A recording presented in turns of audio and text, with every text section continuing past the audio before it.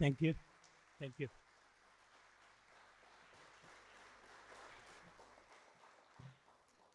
Hi, my name is Michelle Brennan, and on behalf of Sligo Library, I'd like to welcome you to our February edition of The Word, in collaboration with the ATU Sligo's BA in Writing and Literature course. Tonight, we are delighted to be joined by writer and broadcaster Vincent Woods. Vincent is the author of a number of plays and poetry collections and has presented the Country Measure on RTE Radio 1. He is also the director of the Iron Mountain Literature Festival in Leitrim. Vincent will be in conversation with Dr. Keith Hopper. Author Keith teaches on the Writing and Literature course in the ATU Sligo and has edited a number of anthologies and is a contributor to the Times Literary Supplement. We also have music with Mohammed Saifkin, which you've just heard here, which is fantastic. Mohammed is a Kurdish Syrian singer and bouzouki player, now based in Ireland. Mohammed uses a brand of Middle Eastern and North African sounds to create an atmosphere of joy, love, and happiness, which I'm hoping we'll have tonight. We will, we definitely will. And you're all welcome to join in with our audience Q&A section as well. We have an open mic which will be facilitated by the ATU student Colleen Mulligan. So we have a lineup there for you too. And I'd now like to officially hand you over to Keith and ask you to enjoy the evening, and thank you. Okay.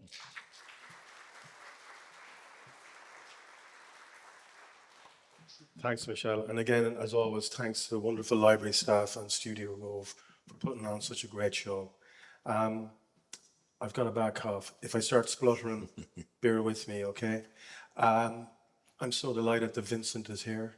Many of you will know him as a great broadcaster, one of the great voices of Irish radio, but a very distinguished writer who I think impressively has written across a whole range of genres and forms and is very curious and restless about how words work. And we'll try and touch on some of his very big body of work. But just to kind of give you some background, Vincent was born in Tarman in County Leitrim, studied at the College of Journalism in Rathmines. His plays include At the Black Pig's Dyke, Song of the Yellow Bittern, and A Cry from Heaven. He's also written several radio plays, including The Leitrim Hotel. His poetry collections are The Colour of Language from 1994 and Lies and Miracles from 2002. Vincent co-edited a number of collections, The Turning Wave, Poems and Songs of Irish Australia, and Fermata, Writings Inspired by Music. Other publications include Leaves of Hungry Grass, Ireland, Poetry in Ireland's Great Hunger from 2016, and more recently Borderlines, which is co-written with Henry Glassie. With Edwina Guckian, he's co-directed and produced the film Hunger's Way in 2021. Vincent's obviously written and presented many arts programs, which you'll know him from. As Michelle says, he's the director of the Iron Mountain Festival, which I can't recommend highly enough, and is a member of Aosdána. So, Vincent, it's a big CV. Maybe begin at the beginning. Tell us a bit about yourself, how you got into writing. Well, first, it's lovely to be here because I have a very strong connection to Sligo. From the time I was a young fellow, the family used to come to Sligo to shop. And I remember looking at the town and thinking, an interesting spot.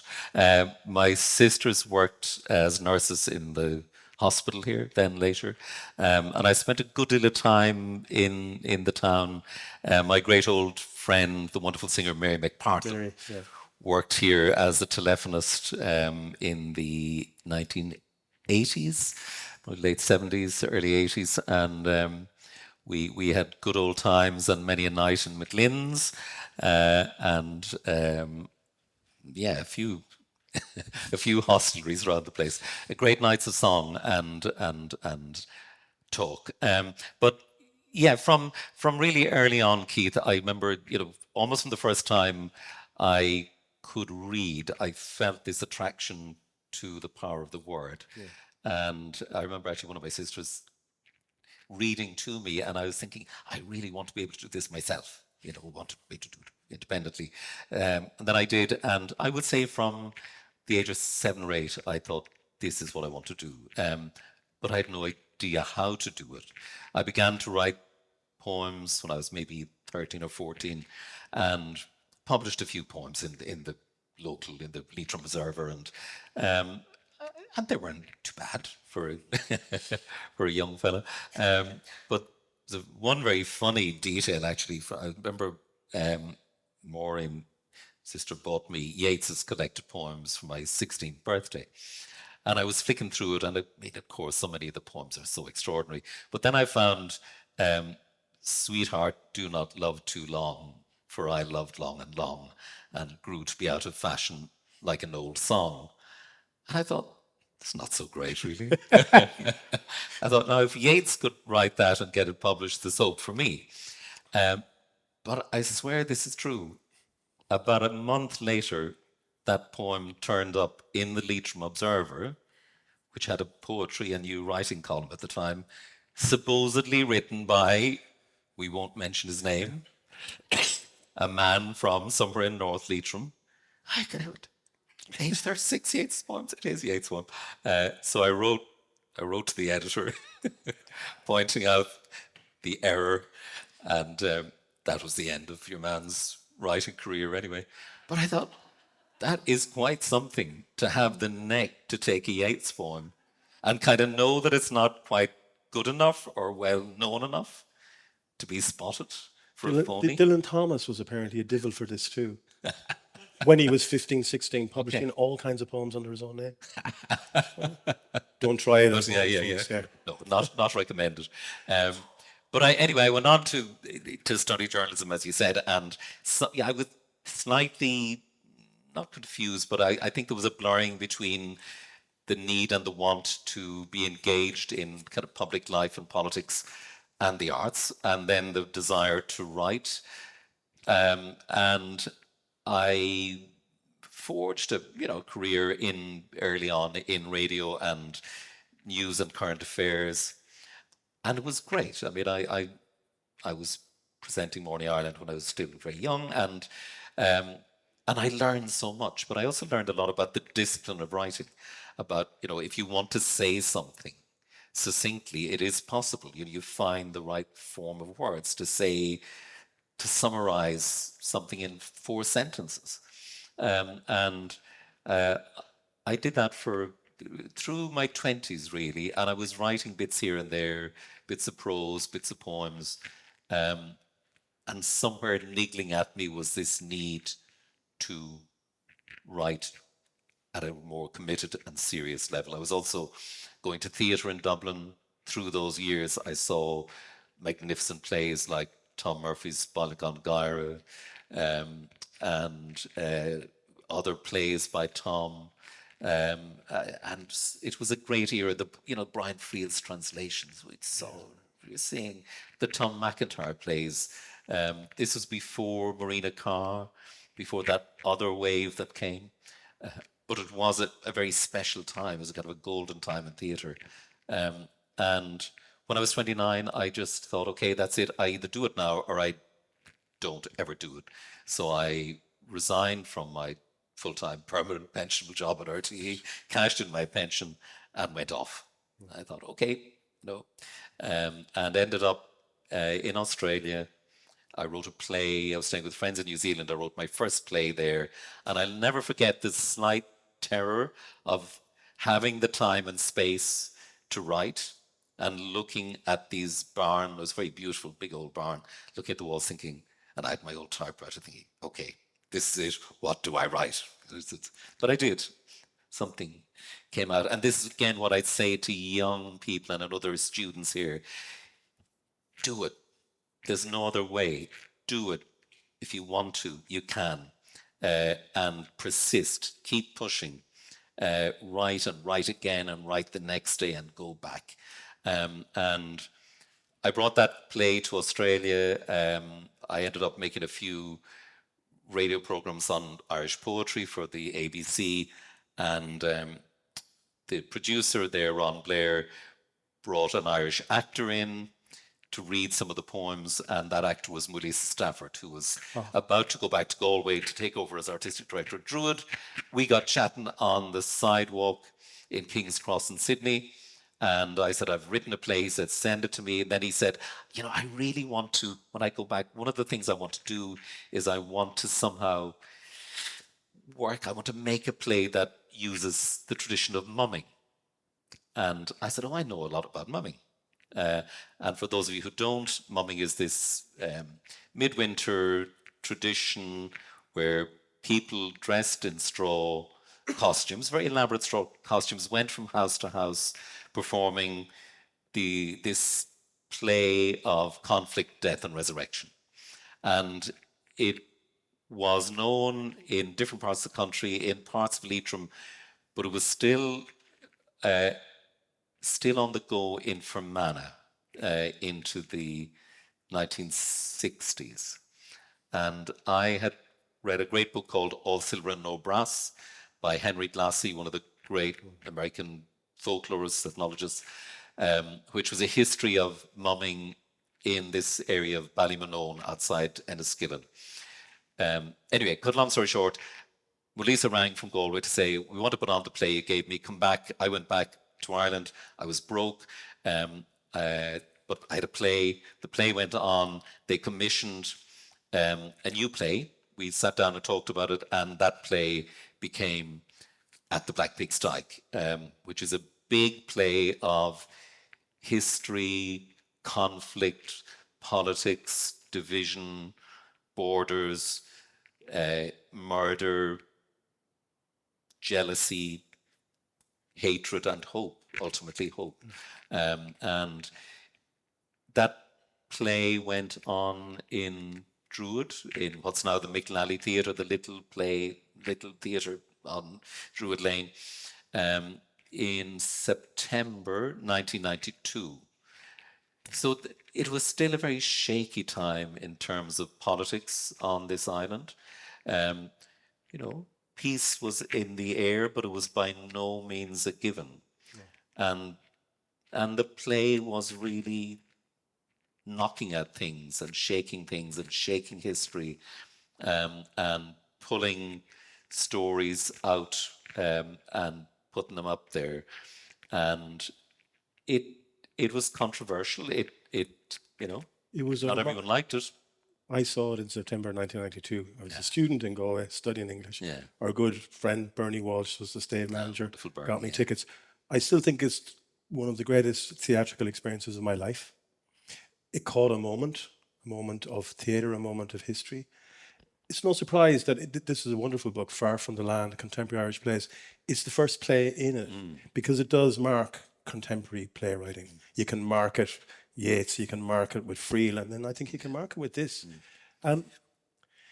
It was a dark play and a dangerous play to put on at that time. We were talking earlier about when it went to Derry. Yeah. There was a protest in Derry. In a way, the play was pitched into theatre history because a group of young Republican theatre makers and activists objected to the politics of the play, but they actually took over the stage at the end of the play. And the actors who were still on stage were in costume, were in straw masks. They couldn't see what had happened. They were only aware of bodies that shouldn't be on the stage being around them. And they didn't know it was still that very dangerous time. They fled from the stage out into the car park. The protesters did a little parody of the play, a little, here come I, John Major and all me men, sort of thing. And of course, they had every right to protest. My objection was that they disrupted the end of the play. They were booed off by the audience. The real actors came back, finished the play and got a standing ovation. And a few days later, Melissa, the director, and some of the actors went and met a group of the young protesters, and they talked. And that too is part of how we make peace, how we engage across disagreements. And the play then actually, it toured, it went to Canada, it went to London, and it went back to Sydney, where it started, where Melissa and I started talking about it. A few years later, it was on in a big theatre in Sydney at the Sydney Theatre Festival. So it was really good to me. It was one of these blessed productions. Reading it again, I mean, it brought it all back to me, the power of the performance, the blurring of the mythic and the real, the blurring of past and present. Yeah. I mean, it really was it was an edgy play without the politics Yeah. that Yeah, surrounded it. Do you want to read something I from mean, it, just to give people a flavour of the language? Yeah, it's just, it's, I suppose a good deal of it is in verse. The traditional mummers plays were all in verse. You might have had 10, 12 characters, each of whom had a role and who performed that role, and then two heroes fight. One is killed, then is brought back to life by a doctor, and it ends with a great party and music and fun. But so it is that conflict, death, and resurrection, and it's a mirroring again of winter and the killing of darkness and spring and light. So all of those forces went into the larger play, as did a particular detail, again, from my years in journalism, from the Enniskillen Poppy Day bomb in November 1987. I was working in RTE then, and I remember the shock the morning after that awful attack of hearing this voice in a BBC recording, and it was Gordon Wilson, who later became a senator in Dublin, talking about the death of his daughter Mary, who was a nurse. And he's saying, I was holding her hand under the rubble, and he said, I said to her once, "Are you all right, Mary?" And she said, "I am, Dad." And I said a second time, "Are you all right, Mary?" And she said, "I am. I love you, Dad." And then I asked her a third time, and there was nothing. And he then asked for forgiveness. He said he forgave the killers. He didn't want any retaliation. And I was listening to this thinking, this voice seems very familiar somehow. It turned out that Gordon was originally from Manorhamilton, and he and his family had moved to Enniskillen in the early 40s. And what is now the Glens Arts Centre was the Methodist Church in Manorhamilton, and it was Gordon's family's place of worship. And again, years later, in a different production, a local production of the play at the Black Pig's Dyke was performed in that space. But in making a series of a story that forms a monologue and epilogue for the play, I envisaged a figure like Mary Wilson in white, standing in darkness, holding a clutch of poppies, and telling this story.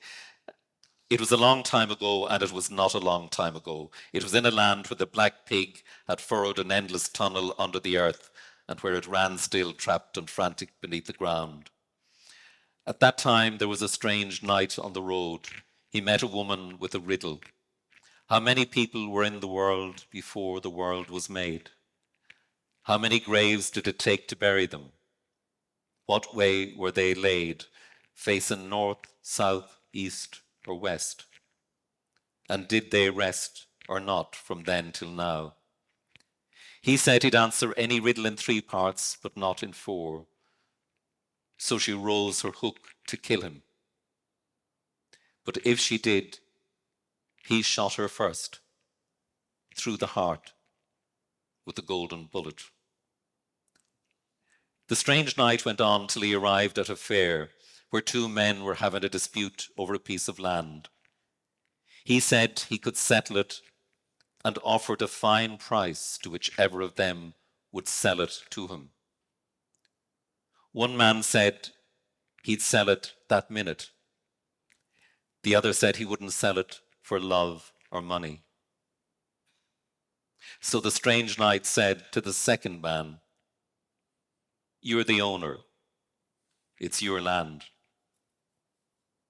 Then he shot the 2 of them and had the land for himself. Yeah. So that's part of the beginning of the play, and that story continues, and that's the end of that story is the ending of the play, which conjures a group of women harnessing the plough and restoring the land to life and the beginning of happiness. And it often strikes me that that tentative beginning of happiness is as good as we can get, isn't it? You know, that we're still there. It's a play that's absolutely ripe for revival. It's an evergreen play.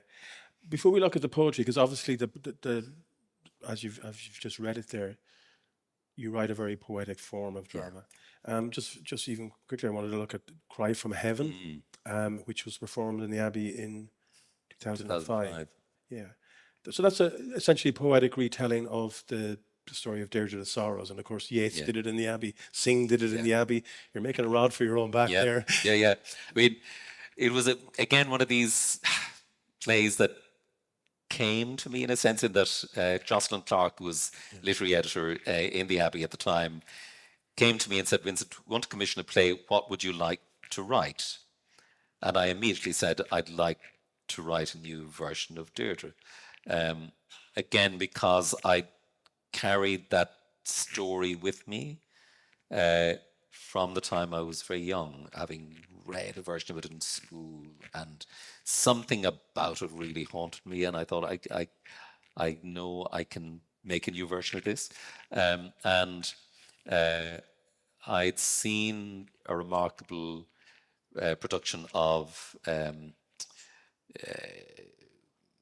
Claudel's play, The Satin Slipper, Le Soulier de Satin, in Paris around 2003, directed by this man, Olivier P., who's an extraordinary director. And I thought, it'd be great if Olivier would do this production of the Abbey. Anyway, he did. And it was a big production. And lots of people hated it. Some people loved it. And that's, I think that I like that. I like when you get conflict about something, it means that it's hitting a nerve. And one of the best responses I had actually was a young waiter, a Mexican friend of mine, we were having lunch one day, and Ruth and her kids, and I was paying, and the young waiter looked at me and he says, "Are you the man who wrote the play in the Abbey?" I thought, I said, I am. He says, "I went to see it 5 times." I thought, okay, that's good. That's who you're writing for. I thought that's what I'm writing for. You know, and again, it's that sometimes that young perspective, that you know the young people who are maybe not as cynical as some of us become. Hopefully we don't. But and you know, it's I love theatre. I love what theatre can do. It's different to anything else, and it saddens me that we're not in the best time in terms of new theatre. You know, there's something missing, and you know, I go to see plays in London. I go to see plays in Berlin. I go to see plays in Paris, and I don't know why it is. I think it may have to do with more and more people just watching endless series on telly and Netflix, and forgetting almost about what theatre can do. And I still go to everything, or almost everything, and but in truth as well, it's rare enough to get the combination of director, actors, designers, script, openness, that makes for a great production of something. You know, we were totally blessed in that first production of Black Pig's Dyke. I met the woman who became my wife, Monica Frawley, on that production. She was a designer on it, But it sometimes happens that everything seems to just gather in around the script, and it all goes up, and it's wonderful when it does. And you're a great collaborator, and your work. I mean, the theatre, like the Black Pig's Dyke, Cry from Heaven is about jealousy and revenge. It's as dark and as tragic as Oedipus or Antigone. Yeah. And then there's this beautiful language. Yeah. So it's a very powerful tension. Yeah. Well, it's again, it's in a way for me, it's almost a darker play than Black Pig's Dyke, because the ending of Cry from Heaven is totally desolate, really, and it because it begins with a ritual that I imagined and I in part invented, but I have come across references that make me think something like it did exist, which is this battle of myth, battle between light and darkness, where two men, one representing two bulls, men as bulls, one representing one white bull, one black bull, representing light and darkness, fight. And by the end of the play, to use it in the light of John McGavran's, the power of darkness has won, utterly. And actually, there again is an example of a play, John McGavran's only play, The Power of Darkness, which was on in the Abbey around 1994, I think.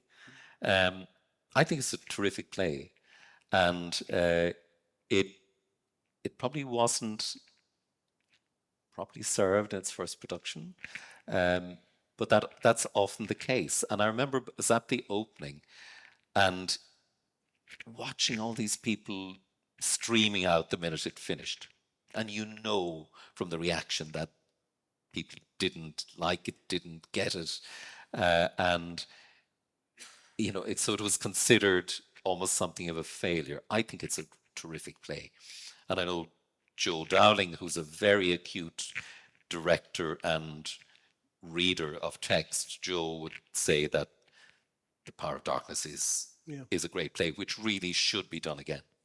We do have some performing arts students here tonight, so if you're looking for a revival of a particularly dark, mythic play, could we just turn to your poetry? I'm a big fan of Lives and Miracles, which came out in 2002, and it's described in the blurb as being extraordinarily energetic, and that's spot on. You're experimenting with different forms. There's 4 different sections. I was really taken by the epigraph. It's a quotation attributed to Patrick Kavanagh, where he says, quote, "Leitrim, where they never heard the name Jesus Christ until the 14th century." I don't know why it works, but it perfectly introduces the book, which reminds me very much, actually, of the Great Hunger at times, of Paddy Kavanagh's Great Hunger. Tell us about that book. Well, it was, again, that quote, I can thank a man called Dickie Reardon for that. Dickie was a poet himself, he's a doctor, and he was a great friend of my great friend, Fhéir Ghortaigh, a wonderful poet, who read here in Sligo, actually, at Scriabh years ago. And more than once, Dickie, knowing that I was from Leitrim, said to me, you know what Patrick Kavanagh used to say, because he knew Kavanagh well. And I thought, that is wonderful, that is brilliant. And you know, there's more than a grain of truth in it. I think there's, like, for so much of Ireland, there is this profoundly pagan spirit at work still, not only in Leitrim, but in so many parts of Ireland. It's one of the things I love. And you know, the way something lodges in your head and you know it's going to expand. And again, I remember just getting this idea for a character in Leitrim whose life would slightly parallel that of Jesus Christ. So I made this character called Christy McGaddy, and McGaddy is kind of, again, playing with the idea of Mock and Gadi, the son of the thief, and Christy is born in deep poverty, but it's poverty with an edge, and his life accumulates a series of miracles towards a point of crucifixion and resurrection, and it's done. The poem is written almost like a series of Stations of the Cross, and it goes with a certain whirl, doesn't it? It goes with a whirl. And then there's a great contrast. The second section, the theme of memory, you talk about the Great Famine, which is a recurring theme in your work, mass emigration, the grinding poverty of a mining village. Yeah. Is it a Rigna? Yeah. Yeah. There's a wonderful 2-line little squib in it, I think, called "What's in a Name," and this is the full poem. The owners called it the mine, the workers called it the pit. It's a very angry book. Well, there is anger in it. I mean, I grew up surrounded by people, by men who were working in the mines, the pits, and by women who were living with their men who worked in the pits and who had to wash and clean and drudge and farm with them. And my father worked for a while in the pits in Rigna. My oldest brother Hugh worked there, and many neighbours and friends. My uncle, Michael Guckian, Curley, led a strike in the mines in 1967, 68. And my godfather, Charlie Smith, was one of the men who broke that strike. So there was this deep division in the community where the men who went back to work became scabs. And it was terrible. You know, it really divided the community. Years later, in 2007, I went back with a great friend of mine, Peter Woods, who's no relation, but Peter was a producer, an RTE Radio producer, and we made a documentary on that strike. And my uncle was still alive, my godfather was still alive, and an extraordinary man, Tommy Gralton, who again was one of the so-called scabs. And I think the most remarkable interview I ever did was with Tommy, standing on the side of the road up in a townland called Tense, looking down over Loch Allen in an April late afternoon, and birds were singing. And at first he said he couldn't remember anything about the strike. Then he began to talk and everything came out, everything that he remembered. And you could hear the whirl of phlegm on his chest from the coal dust on his lung. And he said, eventually he said, it was a wrong thing we done. No one should ever pass a picket. No one should ever break a strike. And I said to him, and did they thank you for it, the owners of the mines? And he says, oh, Jano, oh no, same as we never done it, etc. So, you know, out came his story, and I remember we shook hands 3 times that evening, and I said, this will be on the radio in July, Tommy. He said, oh, I'll tell all the neighbours to listen. He died 3 days later. Oh my. He had a heart attack and died on the street of the local town in Drumkieran. So Tommy's voice is the first voice and the last voice in that documentary. And it is astonishing. It's like the power of the men's testament. Yeah. You know, it's all in it. It's a documentary called The Long Strike. It's in the documentary on one section of the RTE Radio 1 player, and I really recommend listening to it. Not because I made it, but because of the voices that are there and the stories that are there. You're really great at mining, I think. Not, pun intended, but mining, I think, these memories that have been repressed in Ireland, the traumatic memory. And I really enjoyed reading this. Enjoy is probably not the right. Leaves of Hungry Grass, Poetry in Ireland's Great Hunger. It's a really remarkable, very ethical essay about how do you remember the Great Famine?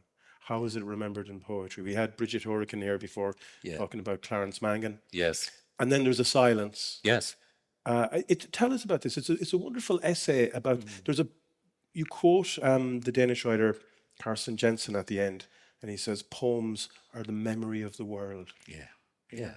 And in many ways they are. And you know, through poetry we can attempt to remember, and we can search in areas of memory that are often neglected. And again, in Lives and Miracles, there's a poem called Famine Pit, which tells a terrible, terrible story, which I know to be a true story of a man murdering his stepchildren during the famine, to have fewer mouths to feed, throwing them into a pit. This is up in Rigna. And it was, again, in a sense, as connection to Black Pig's Dyke. The man who told me that story gave me part of a rhythm for one recitation that's there in Black Pig's Dyke, a man called Paddy Murray. And he's the character in that poem, because Paddy said to me that one night when he was working late on the back shift, as the men said, in the pit, he had heard about this mine that was boarded up and had always been boarded up time immemorial. And he broke through into the old mine. And he said when he stepped in, he said he was almost deafened by the screaming of children. You could hear.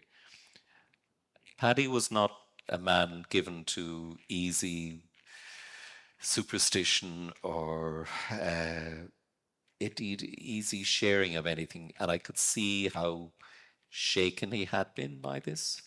And he said that he ran out of the place and ran back down the mountain to home.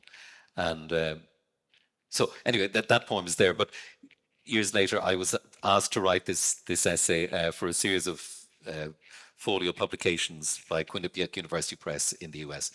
And Niamh Foley asked me to do it. And it was a wonderful thing to be asked to do, because it was a reminder that hunger is universal, that famine is universal and timeless, and that if we are to look seriously at the legacy of famine in Ireland, we also have to look to the wider world and look to what is happening now, and ask ourselves what we can do and how we reach other people and help them. And I learn, one is constantly learning, and I learned so much in writing that piece. And there's a wonderful illustration by a young Galway artist, Miriam de Burke, which is a sod of earth.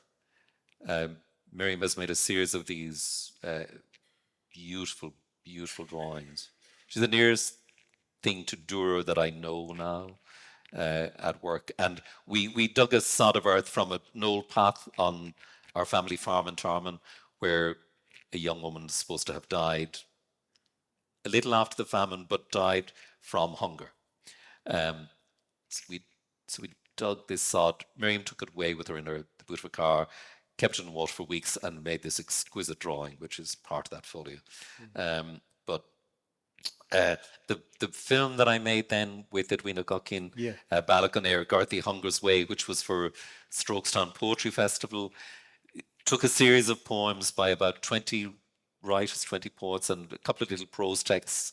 And we filmed all around Strokestown House, in the landscape around, and in this beautiful maze that had been made not too far away.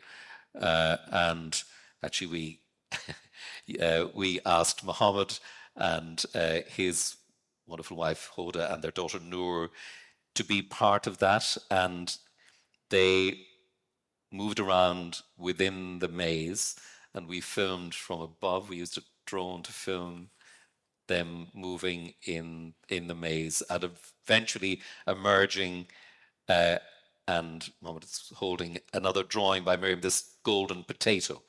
And you were there as well at the beginning of that film, coming up the avenue, and Noor walks up the steps and knocks on the door. And again, this was a very conscious decision to draw parallels between the experience of Irish people who had to leave this country because of hunger, because of persecution, through various needs, and the people who now come here. And those parallels, how we are one. We are one humanity, and I think we can't reinforce that enough. And it's wonderful in the film too. It's really beautiful. I was going to ask you to do another reading. We're running out of time. But sure. by way of bringing together a lot of these very powerful themes, Borderlines, another collaboration with Henry Glassie, traumatic memories being excavated. In this case, you've written brilliantly about the War of Independence, the Civil War, which again, we're all very aware of in Sligo, I think. Yeah. I was very struck in Borderlines with your poem, Making History. And I got one of those things, you know, when you read a poem and your head jolts back and you go, that can't be true, but of course it is. Yeah. Yeah. I suppose it's always this tricky thing of what is true. Is everything in it true? The stories we get, the things we hear. So I suppose, again, as a writer, as a poet, you have to be both rigorous and yet allow a certain freedom in your telling and interpretation. But there has to be a line of truth through what you do. And obviously the title, Making History, is a nod to Brian Friel. It's rather a terrible story, but you can imagine how true it may well be. A young historian is gathering stories of the War of Independence for a big book to commemorate a century of freedom. He visits an old man whose father fought with the IRA but took the wrong side in the Civil War. The young man switches on his recorder. I'm keen to know about the IRA shooting of Jim Hamilton in Drumstown in June 21. I've heard it said he was a paid informer. Did your father ever talk about it? The farmer stares at the microphone, looks out the window at the big pine tree, slowly focuses on the earnest face of the local teacher's son. His voice is quiet, clear. Oh, Hamilton wasn't shot, and he was no informer. He wasn't killed in the town either, but out there on that street. They cut the head off him with a bell hook. We got his farm after. My father told me all on his deathbed. I say a prayer for the two of them every night. Sprinkle holy water under yon big tree. Put that in your book, he said, and let them make history of it.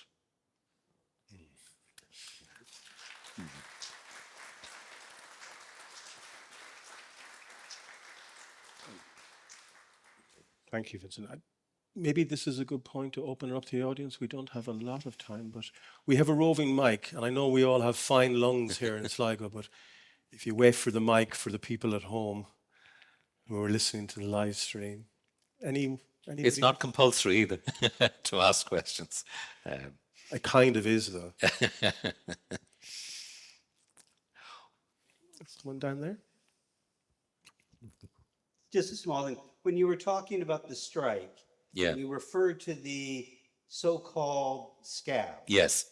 I'm curious why you prefaced it with so-called. Because it's not a term I like. I think it's thrown around too easily. I understand why it was and is.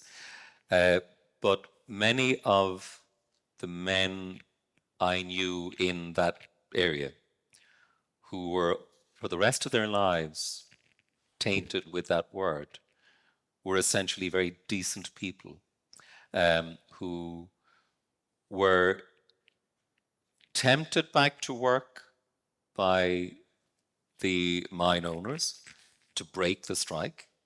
Some of them had such an extraordinary work ethic that they almost didn't know what else to do with their lives. They didn't know how not to work. And they, that need never have happened. They didn't go back deliberately, you know, they didn't, maybe one or two, but mostly it was other forces that were pulling them. And so that's why I would say it's so-called scabs, because to hear that testimony from Tommy Groughton is to know the deeper truth of all of it. Anybody else? There's someone down there at the back have their hand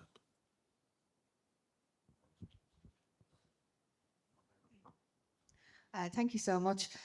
Thinking about your career and all of the different formats that you've worked in, whether radio, theatre, written word, could you talk a little bit about the how it feels, or as a creator in general, to be working in those different types of formats, and maybe something for some of the writers in the audience about how that might impact your process. Thank you.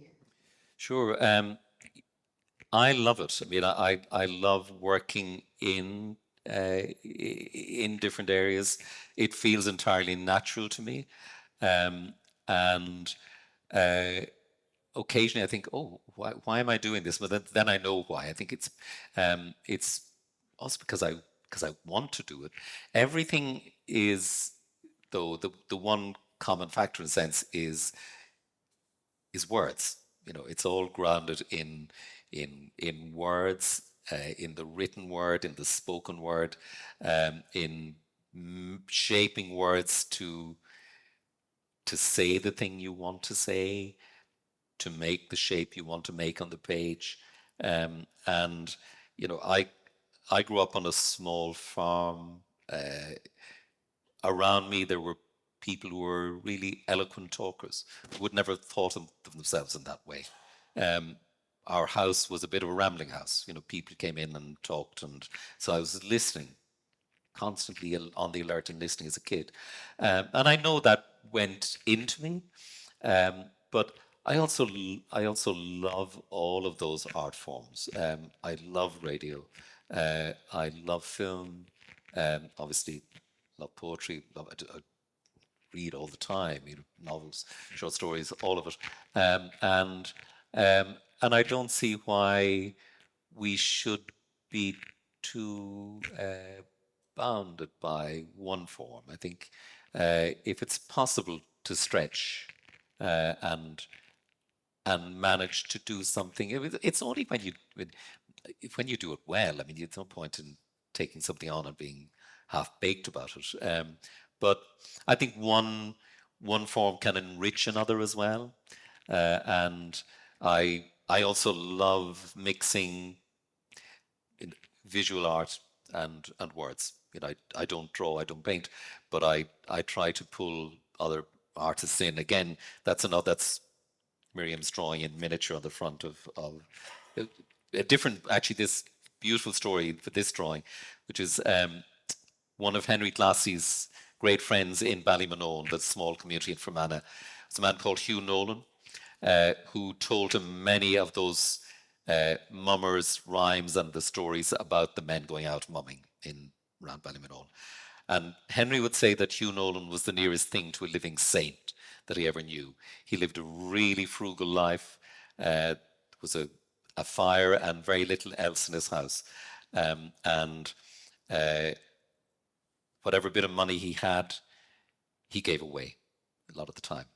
And I know he was a deep friend of Henry. So, and Henry has written a good deal about him, and many of those great people in Ballymonone. So I wanted to get a present for Henry, and I asked Miriam to find the ruins of Hugh Nolan's house.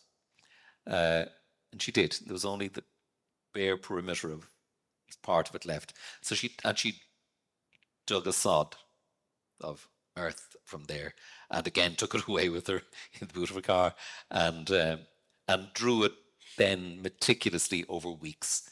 So, you know, that sod lives and is in Henry's house in Indiana, in Bloomington.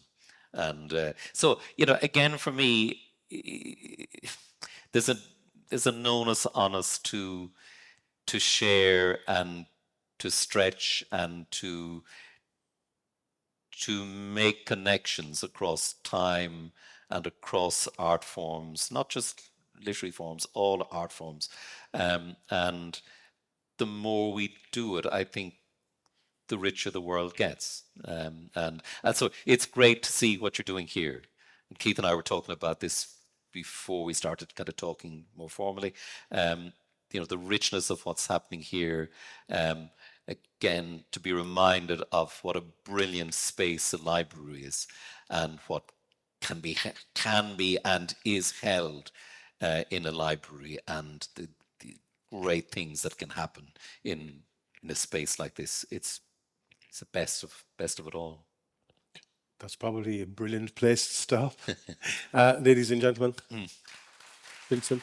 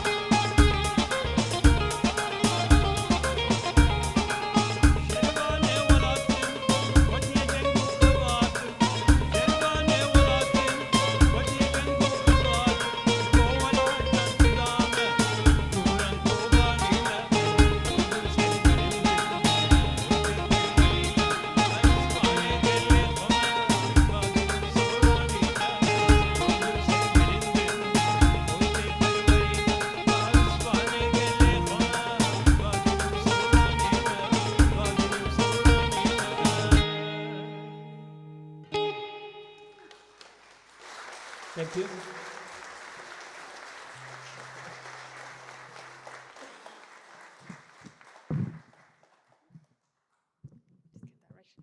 Okay, now I'm just going to invite Liam Mulligan up to facilitate the open mic. Thank you.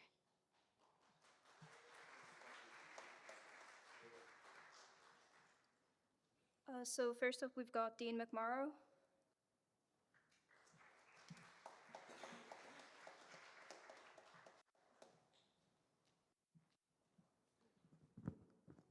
Thanks, Liam. So, like all writers, I've experienced the dreaded writer's block many times, and we all have different ways of dealing with it. Personally, as of late, I like to click off from whatever project I'm currently working on when that block comes, and I start writing little pieces for a bit of light fun, just something to get the creative spark going again, or just something to articulate my frustrations. So this short piece is something that I wrote recently as a sort of satire of my writer's block experiences. The piece is titled Derek is Stuck. You stare at that blank page for another minute. You begin to notice the little scratches of dirt on the laptop screen. You tap your finger incessantly as you wait for a semblance of an idea to take shape. You have to figure out how to get from A to B. How does Derek end up in that garage with that gang pointing guns at him? Right now, he is sitting down on his couch, chewing on some softened cornflakes. See, this is it. This is a fine example of your time wasting. You are delaying your progress. You lean your head back to think. Now you are just thinking about thinking. You close the document. It's time to deflect, time to shift gears. You open up your dumb monologue piece about that imaginary talking eel. The silly little guy keeps throwing insults at your protagonists. And that's right, you haven't given the main character a name, a background, a look, a favorite hobby, nothing. The character is just nothing. But forget about that. Forget about the statistics and the logic. This particular piece doesn't need that. Just some fun. Remember now. Huzzah! Now your fingers are flying up and down, tapping the keys with a sharp rhythm. The protagonist is ruminating about the cut on its finger. Great stuff. No. Why did you go back to this drivel? You wanted to find some inspiration for Derek's story. But where is it? Non-existent. That experiment didn't work. You close the laptop, rise up from your chair, and exit the house. You put your headphones on and connect them to your phone via Bluetooth, and you start playing that Broadway cast album that you've listened to 100 times before. And as you walk, you don't even need to think about the direction of the road or the turns. You've done it 1,000,000 times before. Your mind is quiet, filled with nothing but symphonies. But it nags at you, like a siren that wants to drive you mad. Derek still hasn't made it out of the house. Your main character is still stagnant. The page remains empty. You are delaying the process. You are maintaining the block. Thank you.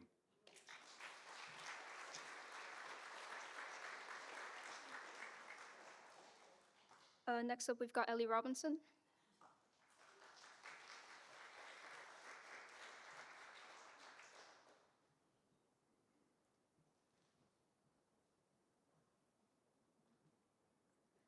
Hi. This is very much a work in progress and is also the third chapter, so there's going to be missing context. The house within is darker than the forest. The back door creeps open, casting a strip of light across the floor of the utility room. The light is blocked by the frame of a little girl. Martin enters the kitchen. It's dingy and old-fashioned, a wee bit dirty. The curtains are thick and pulled shut. Only a crack of light can struggle through. She takes an apple from the fruit bowl. It sits next to a decaying tangerine. The knots in the wood-paneled walls watch her intently, and their gaze follows her as she creeps out of the kitchen. The sitting room is just as dingy and old-fashioned, though it appears to be cleaned on a far more regular basis. The wallpaper's print is of snails, lily pads, and swirls. A floorboard creaks under Martin's foot. She phrases. The wallpaper's design morphs into ears and eardrums. The walls hear all. She glances to a closed door. There is silence. She quickly pitter-patters up the staircase. Her room isn't big. It has just enough space for a child's mattress and a pile of clothes in the corner. Candles and matches sit on the windowsill. The curtains were never closed, so a gentle sunlight fills the room. Martin places the apple on the mattress, which has no blanket or pillow, then carefully lifts the bottom corner. Underneath, there are several small items. A piece of a broken mug that has a printed flower on it, a brass ring, dried out honkers and acorns, beads, buttons, shiny stones, a picture book. She pulls out the picture book and plucks up some of the beads, sits down on the mattress, and looks through them.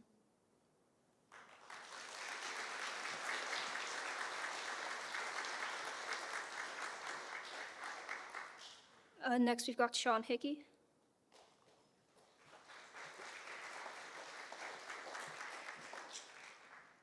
This is a poem of mine called Bicycles from last year's Stony Thursday book. It was often about a bicycle in those days.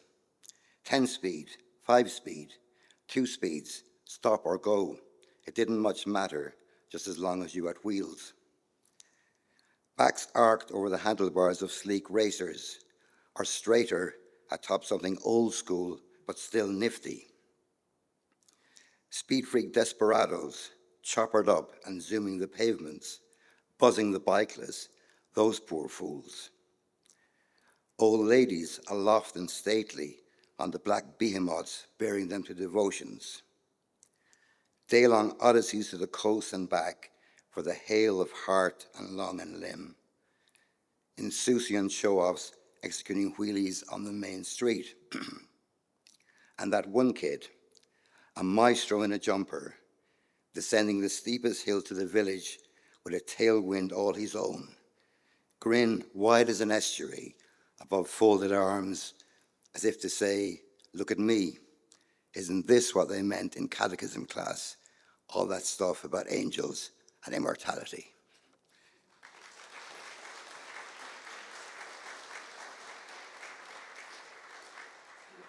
And then last up, we've got Barbara Vieira.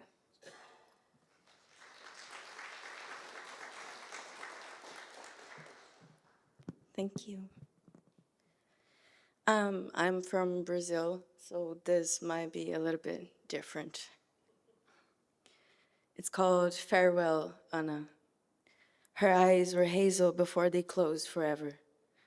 And her skin was cappuccino, as her granddaughter used to call it, like the sun has hugged it, so it would never forget its warmth. And she carried that warmth in her chest. With time, she became a grandmother, and her children all knew her habits, her soap operas on TV, her way of chewing with her front teeth, even though the back ones were perfectly healthy. She had whispers for God. A part of her heart was reserved exclusively for prayers, and she had an instinct for when one of her children needed a lit candle. Her hands interlaced, her knees on the floor, the gesture of faith. Protect him, dear Lord, she would whisper, thinking of her son, and God listened, never letting the wishes spilled from an honest heart go unnoticed. And if God were a woman, she would carry her in the womb, and if a man, he would carry her in his chest to protect her from pain, for she had seen much of it. Yet she never hesitated to take pain from her loved ones and place it on herself. Take me if you have to take someone, she'd whisper whenever she felt her children were in danger. But Anna was not seen in the dark by human eyes. No one knew she woke before the sun, holding her beads close to her chest as she brewed the early coffee. The warmth in the kitchen was enough to hit her heart too. Anna Maria bore the name of the mother and grandmother of Jesus, for she was connected for the purity of the Holy Spirit. She had learned to cook, but never properly to write. She had to leave her studies early, though she loved words and the sound of poetry. She could not write much herself, but she would say out loud, "Love is big like the ocean, and we are made of water. So what are we if not the sea of love?" She was old school, as you would expect. She knew the way of life, so when she raised her hand to her children, it was so life itself wouldn't do the job instead, and maybe they would hurt less. And the children, all the 5 of them, were aware of her strength. Out of them, there was one who had a daughter, and she grew to watch Anna in the dark as she prayed softly. She would kneel beside her grandmother, fingers interlaced, holding the smaller beads Anna had given her. The child learned to pray with Anna. She learned spoken poetry in truth, not in pretty words. She learned forgiveness when her parents weren't sure what to do with her, and Anna's hazel eyes would spark at the child's stories, who wrote letters to her grandmother during summer vacations. The child's eyes would spark, too, when receiving letters back. The spelling never fully correct, but she cared nothing for that. She wrote for me, she thought, and that's more valuable than golden coins for my birthday. It's not much, Anna would write each time, but it's a bit of candy if you want. And the child would keep them in the jar, saving them for the day she would visit her grandmother again. But time on earth is limited, and they just forget to tell that to the child. When her parents' car arrived in the evening, her grandmother's body was lying surrounded by flowers. The child walked to her, touching her hand as if it were porcelain. So cold, she thought. Hands that would never hold the rosary again, eyes that would never open to see her arrive, a smile that wouldn't come back to her face. The child stayed by the wooden box, thinking of everything she could have done better. Maybe if I had helped her clean, she wouldn't be so tired she would have to sleep forever like this. Maybe if I had made dinner for her, or if I had taught her how to spell, she could have written her own songs. She always loved lyrics. She always loved the sound of it. The night came, and they had to place the wooden box under the earth. The girl walked beside it, whispering how much she would miss her. Truth was, she never stopped. Silly, she thought, to cry over what you can't change. But if she could rewind the clock, at least once, she would watch her grandmother's hazel eyes while they could still open. The girl grew up with the ambition of being a poet. She looked after people as her job, making sure they had everything they needed before leaving their homes. If she couldn't have done it for her grandmother, Anna, maybe she could have done it for others before they had to leave. And up to this day, the girl reads her poems out loud in hope her grandmother can hear her. She still kneels before the candle, praying for the protection of those she loves. And may they have you, God, before they must go from this world. Show them that they are the sea of love. To Granny. Thank you.